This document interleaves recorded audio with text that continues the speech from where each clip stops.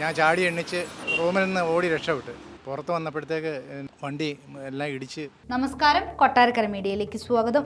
ഇന്നലെ കൊട്ടാരക്കരയിൽ രാവിലെ 6 മണിയോടെ ലോറി നിയന്ത്രണം വിട്ട് തൊട്ടടുത്തുള്ള വീടിന്റെ മുകളിലേക്ക് വീഴുകയുണ്ടായി. തുടർന്ന് ഫയർഫോഴ്സ് എത്തുകയും രക്ഷാപ്രവർത്തനം ആരംഭിക്കുകയും ചെയ്തു. അപകടത്തിൽ ആർക്കും പരിക്കുകളില്ല.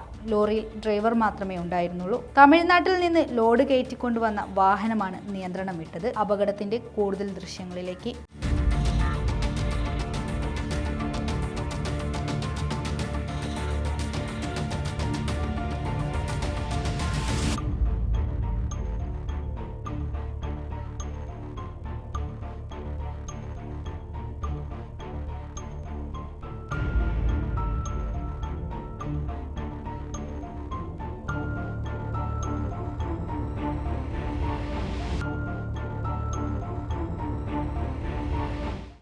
രാവിലെ 6:10 വലിയൊരു സൗണ്ട് കേട്ട്.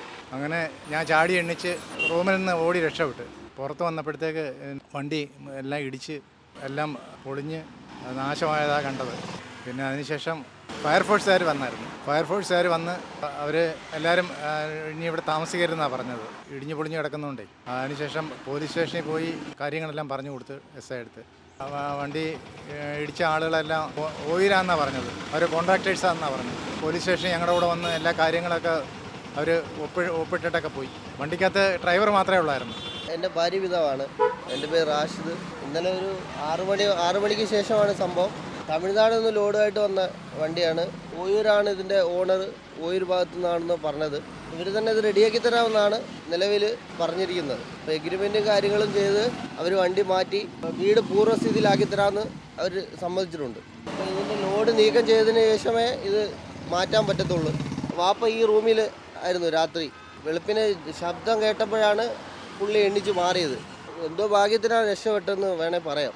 എന്നുവെച്ചാൽ ഈ ഭാഗത്തുള്ള ഈ കട്ട എല്ലാം ആ കിടന്നിരുന്ന ബെഡിലാണ് വീണിരിക്കുന്നത്. മൊത്തം 2 റൂമും ഒരു ഹാളും പൂർണ്ണമായിട്ടും നശിച്ചിട്ടുണ്ട്.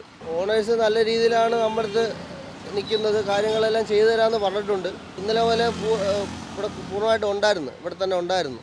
ഇന്നലെ 6:10 ഭയങ്കര സൗണ്ട് കേട്ട് ഭർത്താവ് ഇറങ്ങി കിടന്നതായിരുന്നു. എണീറ്റ് അവിടുന്ന് റൂമിൽ നിന്ന് ഇറങ്ങി വന്നപ്പോഴത്തേക്കെല്ലാം ഇടിഞ്ഞു വീണ് കിടക്കുന്നത്. പിന്നെ ഒന്നും അറിയാൻ വയ്യ. ഹസ്ബൻഡ് എങ്ങനെ രക്ഷപ്പെട്ടെന്ന് പോലും അറിയാൻ വയ്യ. പിന്നെ ഞാൻ കിടക്കുന്ന റൂമിലെ ഭിത്തിയും മൊത്തം ഇടിഞ്ഞ് ദേഹത്ത് വീണില്ലെന്നേ ഉള്ളു. മൊത്തം പൊളന്ന് വാരി അതും ഇരിക്കുക. ഒന്നും ഞങ്ങൾക്ക് 3-4 പേർക്കും ഒന്നും സംഭവിക്കാത്തത് വലിയൊരു ദൈവത്തിൻ്റെ ഭാഗ്യമെന്ന് പറഞ്ഞാൽ മതി. പടച്ചവൻ കാത്ത് എന്നെ, എൻ്റെ ഭർത്താവിനെയും മോളെയും ഉമ്മായെയൊക്കെ. ഒന്നാമതൊരു സുഖമില്ലാത്ത ഭർത്താവ്, എനിക്കും വയ്യാത്തതാണ്, കൈക്കും വയ്യാത്തതാണ്. ഞങ്ങൾക്ക് ഇല്ലെങ്കിൽ എനിക്കും എൻ്റെ മക്കൾക്കും ആരുമില്ല. ആകെയുള്ള തുണയായത്. ഒരു സർജറിയിൽ നിന്നൊക്കെ രക്ഷപ്പെടുത്തി ഇങ്ങനെ കൊണ്ട് ഇപ്പം ഇങ്ങനെ നിൽക്കുക.